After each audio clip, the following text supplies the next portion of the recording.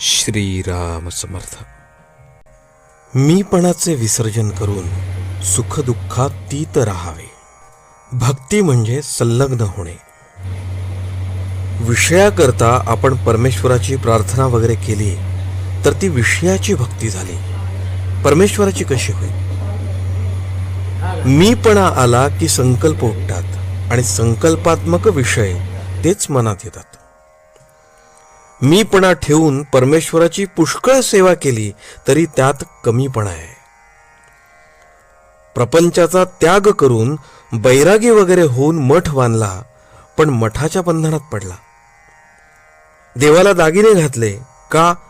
तर त्याचे रूप आपल्याला चांगले दिसावे म्हणून. चांगल्या कृत्यात सुद्धा मीपणा कसा लपून बसलेला असतो बघा. थोडक्यात म्हणजे मीपणाचे विसर्जन केले पाहिजे. साधू करते पण परमेश्वराला देतात. वास्तविक आपण करते आहोत कुठे? आपण करते म्हटले, परंतु मग आपल्या इच्छेप्रमाणे गोष्टी कुठे घडतात? पण नसलेले करते पण आपल्याकडे ओढून घेऊन माणूस सुखी किंवा दुःखी होतो.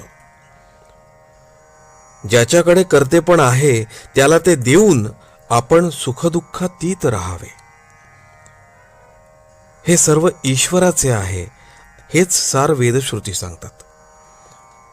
हे सर्व रामाचे असून तोच सर्वांचा करता आहे असे संत सांगतात.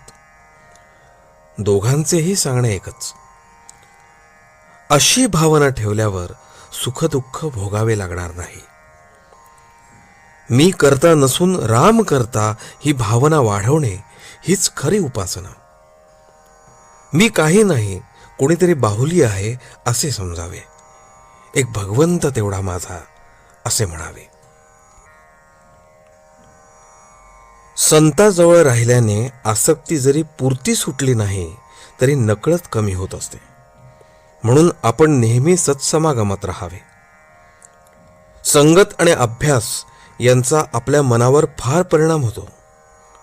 आपण हातात काठी घेतली तर उगीच कुणाला मारावेसे वाटेल, ही झाली काठीची संगत.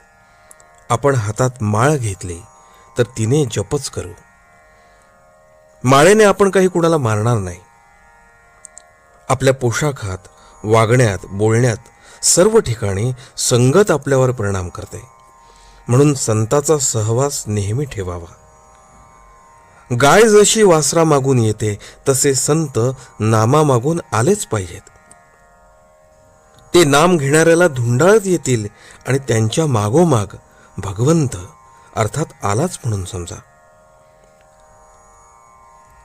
दवाखान्यात गेलेला रोगी जसा डॉक्टरच्या स्वाधीन असतो तसे आपण संतांच्या घरी गेल्यावर त्यांच्या स्वाधीन होतो.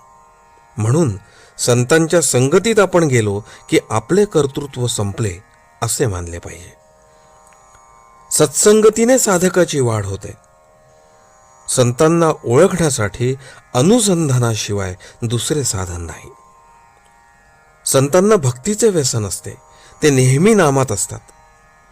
संत हे भगवंता वाचून दुसरीकडे राहिलेच नाहीत, म्हणून ते संत झाले, म्हणजे देवस्वरूप बनले.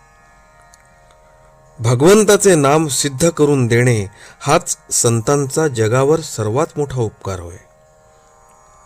प्रापंचिक लोकांना परमार्थाला लावायला संसारी संतच खरा उपयोगी पडतो. आजचे बोधवचन. सर्व काही रामाचे आहे असे समजणे म्हणजेच सर्वस्व रामास अर्पण करणे होय. जानकी जीवन स्मरण. जय जय राम.